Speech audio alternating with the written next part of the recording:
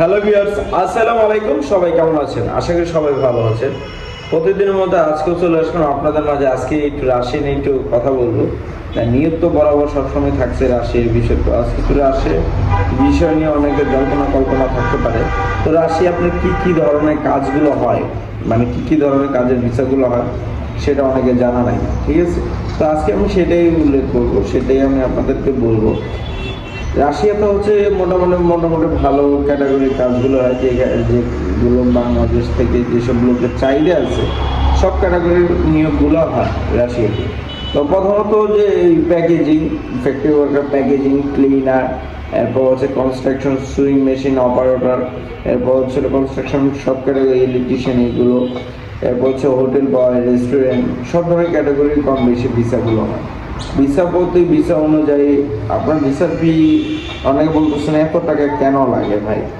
ভাই এটা যারা কাজ করে এটা তো তাদের একটা বিজনেস ভাই।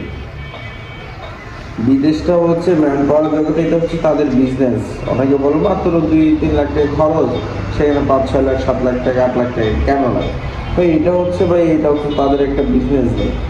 এটা কয়টা হাত হয়ে তারপর আপনার কাছে আসে, যত হাতগুলো তত খরচটা একটু বেশি হয়, ঠিক আছে?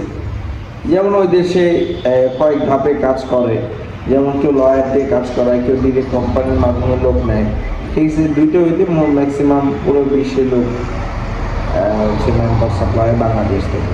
তো সেক্ষেত্রে হচ্ছে রাশিয়াতে হচ্ছে অ্যাভেলেবেল যে ভ্যাকেন্সিগুলো থাকে, যেমন প্যাকেজিং সেকশনের মধ্যে হচ্ছে ফ্যাক্টরি, মানে তারা হচ্ছে খাবার প্রসেস করে, তারা হচ্ছে খাবারটাকে সেই ক্ষেত থেকে এনে তারা হচ্ছে বাজারজাত করার জন্য ফ্যাক্টরিতে প্রবেশ করার পরে যে করণীয় কাজগুলো থাকে সেটি হচ্ছে এটাকে ক্লিন করে বাজারজাত করণীয় যা যা প্রক্রিয়া আছে সেই প্রক্রিয়াগুলো শেষ করে। এটা হচ্ছে packaging section, clean section, quality section, labelling section, সব সেকশনেই আছে এই ফ্যাক্টরির মতো প্যাকেজিং।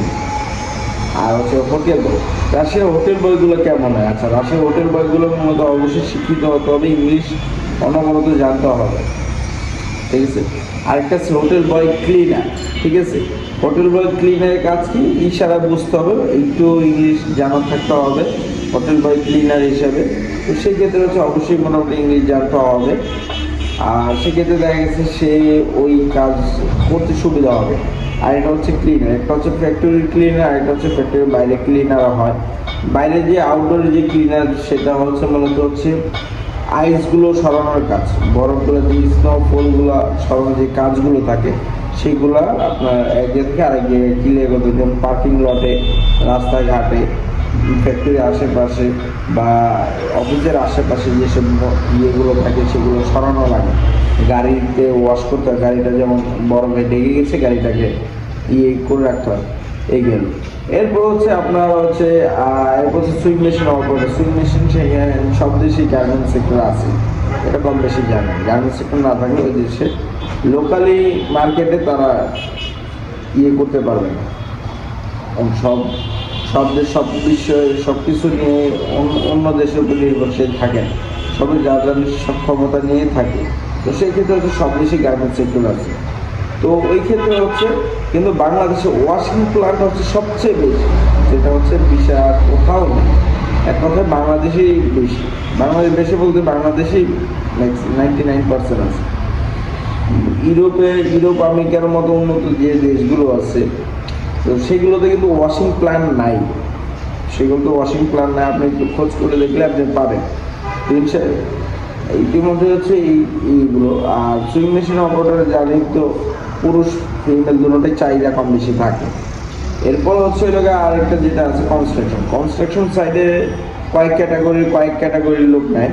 ইলেকট্রিশিয়ান নেয়, প্লাম্বার নেয়, জেনারেল লেবার নেয়, এরপর হচ্ছে স্কেপ হোল্ডার নেয়, স্টিল পিকচার নেয়, মানে এই কনস্ট্রাকশন সব পদেই কম বেশি নিয়োগ হয়। তো সেক্ষেত্রে হচ্ছে এই সেক্টরটাও মোটামুটি খোলা। এরপর আছে ওই জায়গা আরো কয়েকটা।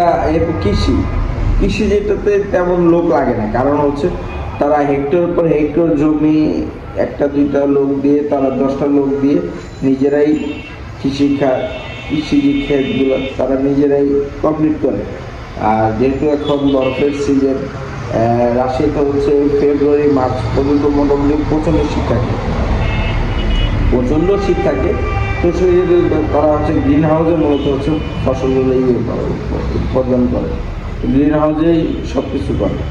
ওইখান থেকে প্যাকেজিং হয়ে এই ফ্যাক্টরিতে ঢুকে তারপর প্যাকেজিং হয়ে বাজারজাত হয়। তো রাশিয়া যেহেতু অন্য দেশের উপর নির্ভরশীল না, রাশিয়া কিন্তু নিজেরই একটা অনেক বড় শক্তিশালী একটি দেশ। ওই ক্ষেত্রে যা যা করণীয় তাদের সব ব্যবস্থা তাদের কাছে আছে। তো ভিউয়ার্স, অবশ্যই এই ভিডিওটি ভালো লাগে চ্যানেলটি সাবস্ক্রাইব করুন এবং বেল আইকনটি ক্লিক করে রাখুন নেক্সট ভিডিও পাওয়ার জন্য। অবশ্যই পাশে থাকুন। আল্লাহ হাফেজ।